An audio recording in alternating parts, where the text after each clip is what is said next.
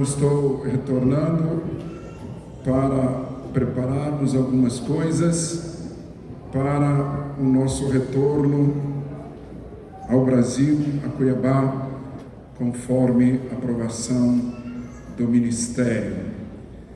Alguns me dizem que a volta é mais difícil que a ida, mas como eu tenho um Deus só que me levou e é Ele que vai me trazer, nos trazer, então a gente está seguro que todas as coisas vão ser para a glória do seu nome. Esta manhã tivemos uma belíssima, brilhante, comovente escola dominical. Quem não vem perde, porque se aprende muito da parte de Deus através do Espírito Santo, especialmente nesse trimestre falando de missões. Muita coisa linda foi tratado e se tratará agora ainda até o final deste trimestre. Naturalmente trago sempre a saudação da igreja de Siracusa, meus filhos, noras e netos. A família aumentou e o trabalho exige também a participação deles, a ajuda deles. E se existe alguém feliz nessa terra, aqui está o homem número 1. Aleluia! Venha comigo ler no Evangelho de Lucas, capítulo 7. Uma passagem extremamente conhecida.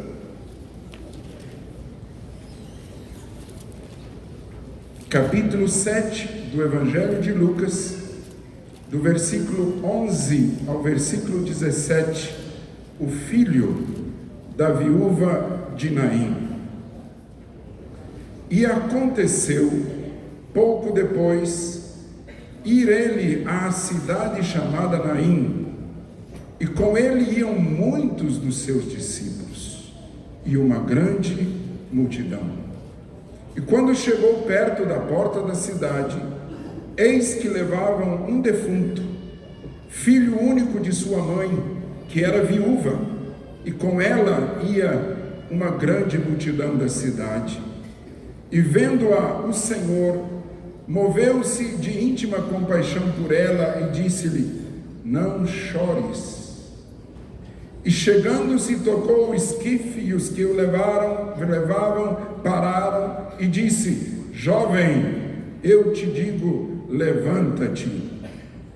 E o defunto assentou-se e começou a falar, e entregou-o à sua mãe, e de todos se apoderou o temor, e glorificavam a Deus, dizendo: um grande profeta se levantou entre nós, e Deus visitou o seu povo, e correu dele esta fama por toda a Judeia e por toda a terra circunvizinha.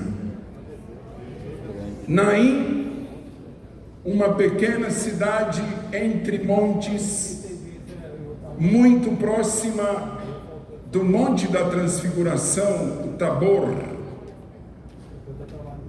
O nome Naim, porque o lugar onde ela tinha nascido, aquela cidade, era bom, boa terra, verde, e o nome Naim significa tranquilidade, aconchego, tranquilidade, bem-estar.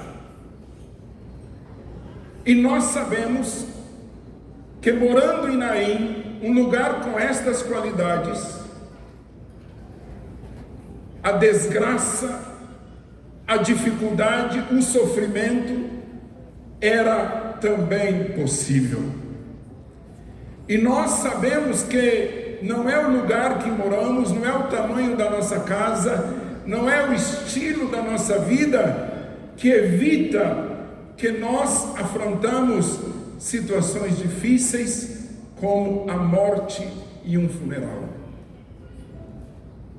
Certamente todos os que me ouvem nesta noite fez parte, pelo menos uma vez, de um funeral. Não é um ambiente de alegria, não é um ambiente cômodo.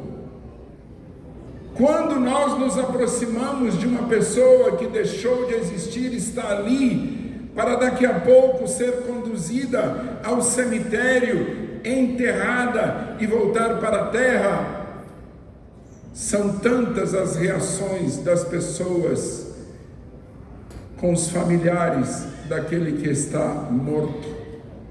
Alguém diz: não chores. Outros dizem: chora, chora, desabafa, descarrega.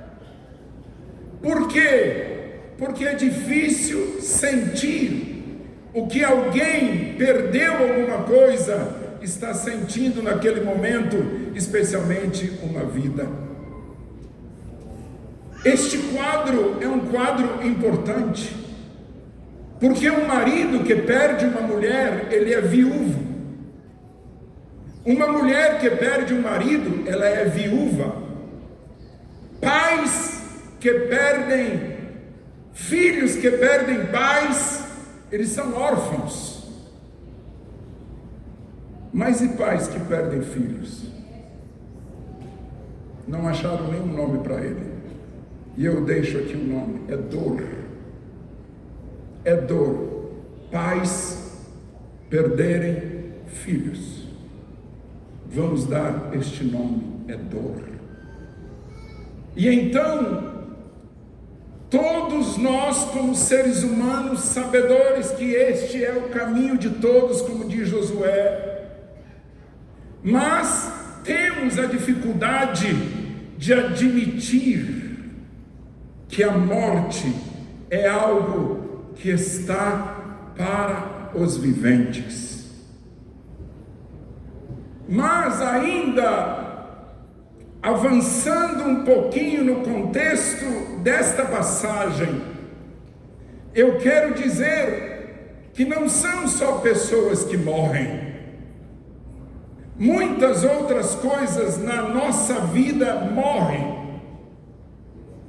Morrem esperanças, morrem projetos, morrem vontades, morrem sentimentos, morrem desejos. E o grande problema é que se morre alguém, obrigatoriamente nós temos que sepultar. Mas algumas coisas que morrem dentro de nós, nós as conservamos para prejuízo da nossa vida espiritual, social, familiar. Eu tenho uma senhora lá em Siracusa, no primeiro ano que chegamos ali, morreu uma sua filha em modo trágico, ela tinha 30 anos. Aquela mãe se vestiu de preto no dia do funeral e nunca mais trocou de cor. 25 anos passados, ela se veste somente de roupa preta. E os argumentos foram tantos, até dizendo: olha, a senhora está vivendo a morte da filha, a tristeza da morte da filha, e se esquece de ser alegre com 2 outros filhos que estão vivos dentro de casa. Então eu quero afirmar uma coisa talvez difícil de compreender ou de aceitar: tem muitas coisas mortas que nós fazemos questão de conservar. E no conservar estas coisas mortas, nós não percebemos que nós também estamos morrendo com elas. Depois da pandemia, psicólogos, psiquiatras nunca trabalharam tanto, terapeutas. Hoje a depressão está em todos os níveis. Os pastores, todos nós tínhamos que ser psicólogos, para dar uma mãozinha neste momento, quando a dor está assolando a humanidade e o diabo tem feito festa. Mas a vida do crente é algo diferente, porque nós fomos chamados para a vida, não para a morte. Devemos considerar os nossos entes queridos. Eu tenho um filho no cemitério de Cuiabá, nasceu morto. No dia em que minha esposa seria operada, a criança atorcilhou. Irmãos, tenho grande sentimento e saudade, mas eu nunca fui lá. Esta senhora da qual eu disse que no dia do enterro da sua filha, ela se vestiu de preto, todo santo domingo, de manhãzinha os filhos têm que levar ela no cemitério, e ela arruma, leva flor, leva tecido, leva de tudo para uma filha que está morta. A opressão de uma vida que vive deste modo é terrível, porque quero repetir, está vivendo em função da morte.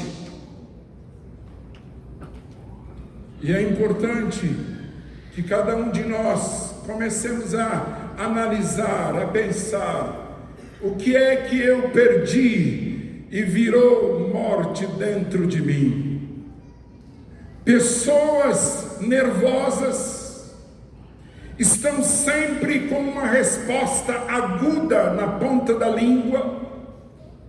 Pessoas asquerosas que não têm paz na vida e não têm prazer que os outros também tenham paz, por causa das coisas mortas que foram conservadas no coração e na alma, e não percebem que estão perdendo dias,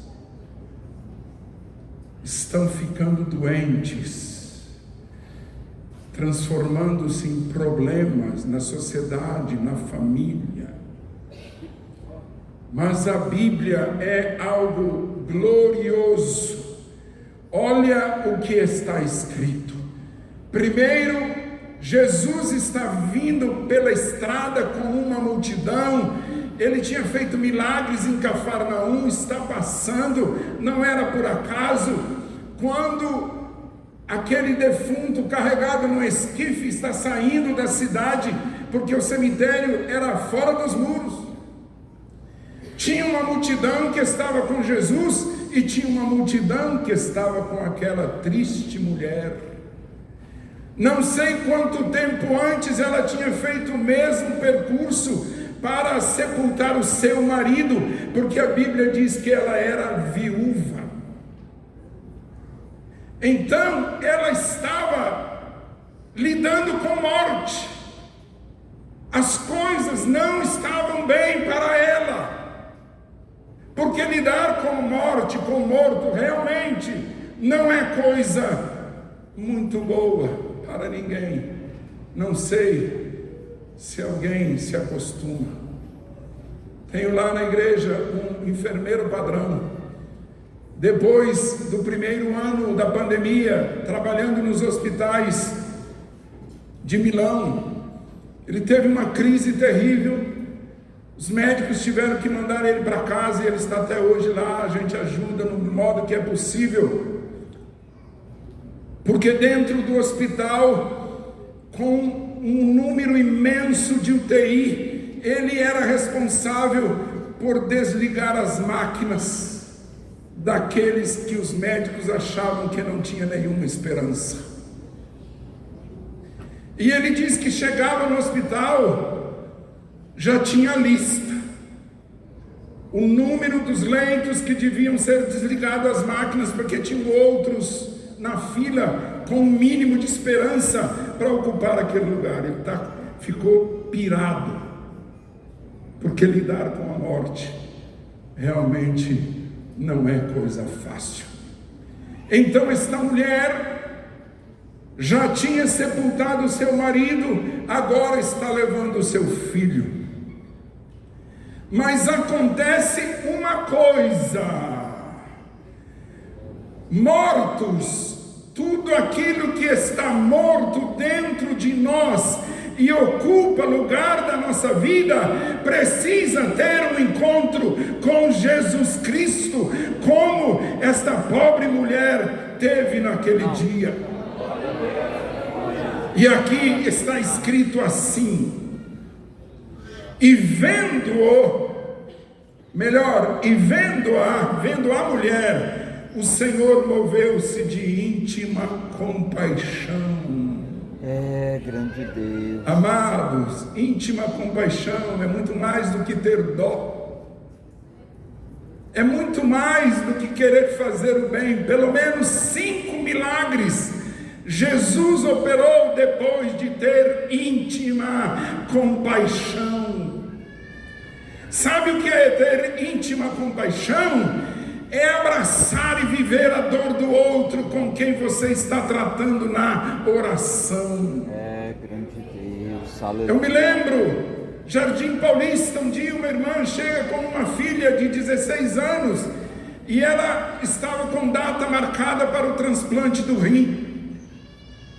A família desesperada porque era uma jovenzinha. E nós começamos a orar.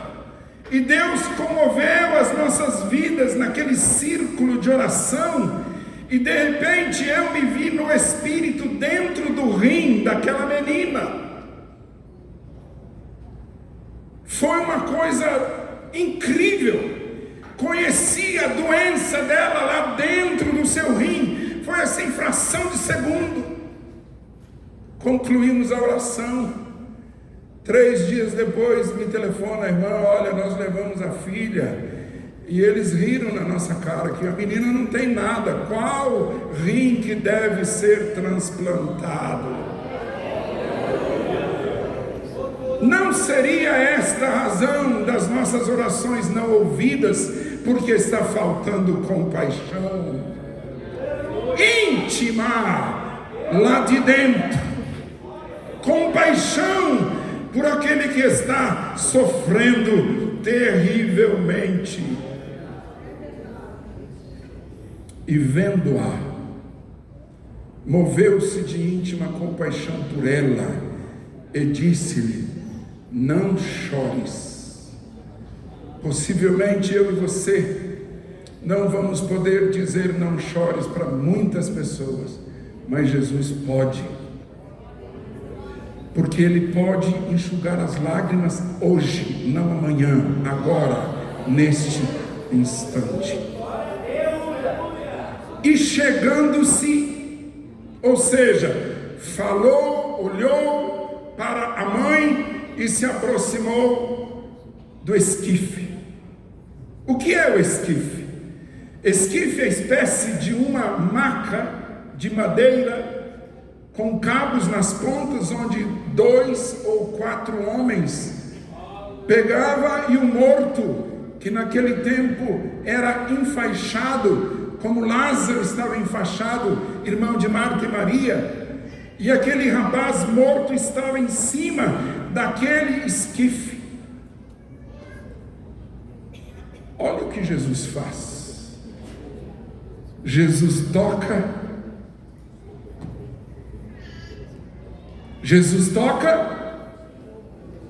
o esquife. Jesus toca aquilo que conduzia o morto.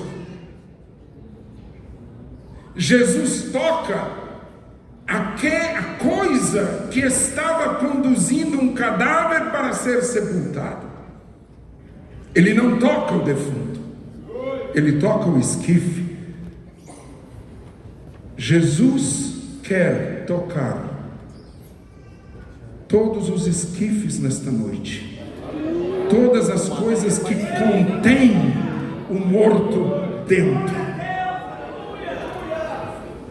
Jesus quer tocar o condutor do morto, a marca, né? Marca de hospital. O morto está deitado ali, Jesus toca na maca. A maca é que estava conduzindo. Jesus nesta noite vai tocar em muita gente que tem conservado coisas mortas dentro do coração e está fazendo sofrer a alma.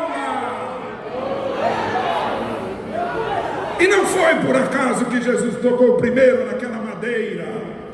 Não foi por acaso, foi para que nós tivéssemos uma lição. Que tem muitos que são condutores de mortos que Jesus precisa tocar. E chegando se tocou o esquife. E os que levavam pararam. Jesus tocou, a coisa para. Você está disposto a parar nesta noite? Você está disposto a trazer na tua memória as coisas que têm te feito mal e se transformaram em coisas mortas? Namoro que não foi para frente, te deixou tão triste. Noivado que perto do casamento acabou. Casamento que você fez tudo que era possível e não foi possível. Desemprego, perca de salário, perca financeira, coisas que nós interiorizamos e o nosso coração e a nossa alma e a nossa mente se transformam em verdadeiros cemitérios. Esta noite o Senhor Jesus quer tocar no esquife.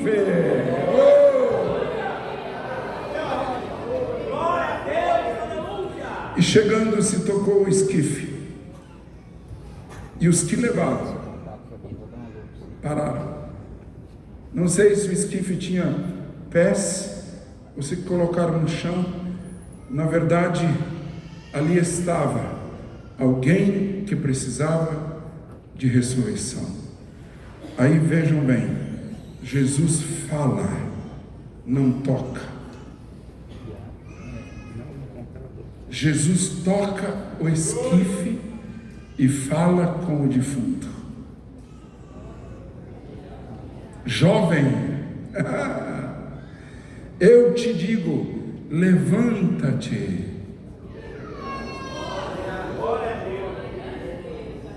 Seis, glória a Deus. Jovem, levanta-te. Eu te digo, levanta-te.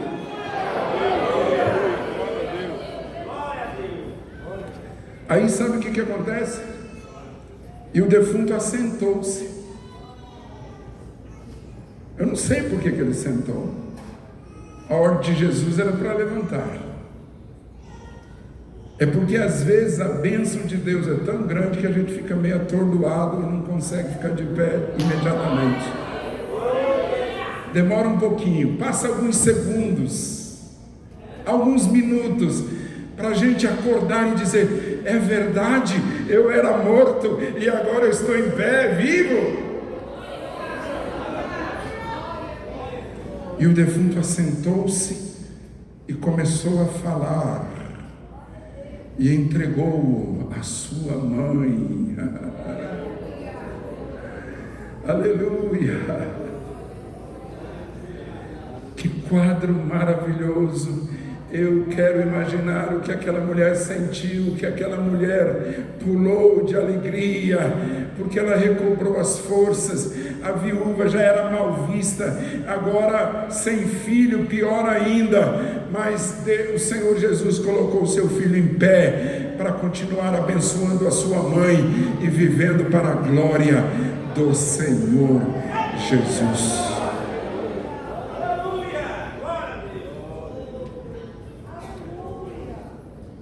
O apóstolo Paulo, grande pregador, ele declarou que a sua pregação era Jesus Cristo e este crucificado. O segundo tema da sua pregação era convencer os cristãos que eles não eram mais escravos, mas filhos de Deus. Nas suas cartas, como em Romanos capítulo 8, versículo 14 a 17, ali está escrito: nós não somos mais escravos, não vivemos mais como escravos, porque o escravo não tem paternidade, ninguém sabe quem é o pai do escravo. Se não tem paternidade, não tem herança. Se não tem herança, não tem futuro. E estes mortos, dos quais Deus nos lembra nesta noite, está escravizando muitos corações. E alguém reclama: eu não recebo nada de Deus, porque a tua vida está ocupada por mortos.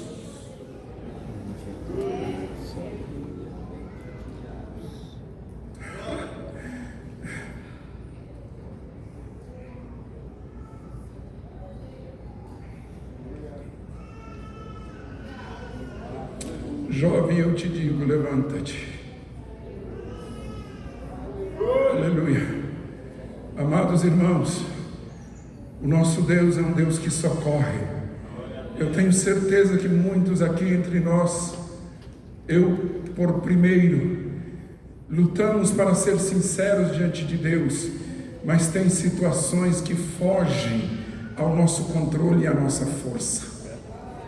E nós nos ocupamos de tantas coisas e de tantas pessoas, e esquecemos que aqui dentro tem um centro emocional que precisa ser curado e tratado para o nosso bem. Maridos que espancam mulheres, pais que espancam filhos. Por quê? Porque estão dentro de uma cova, sem liberdade para agir para o bem, e tudo que fazem para o mal. Jesus encontrou a viúva de Naim, devolveu para ela o seu filho. Jesus te encontra nesta noite, e Ele quer te dar liberdade das coisas mortas que foram acumuladas dentro do teu ser. Vos peço de ficar em pé, toda a Assembleia, em nome de Jesus. Grande Deus, aleluia. Maravilhoso Deus, te adorando. Fácil pregar esta mensagem? Não é. Não é fácil. Mas irmãos, Deus é Deus que socorre. E eu quero fazer uma oração muito simples por aqueles que nesta noite desejam ser livres de coisas mortas que carregam há anos, há tempos, dentro do teu ser. E hoje Deus te diz: a felicidade que você cerca em Cristo precisa remover estas coisas do teu ontem, do teu passado, que você conserva, em certo modo, até com estima. Onde estão estas pessoas?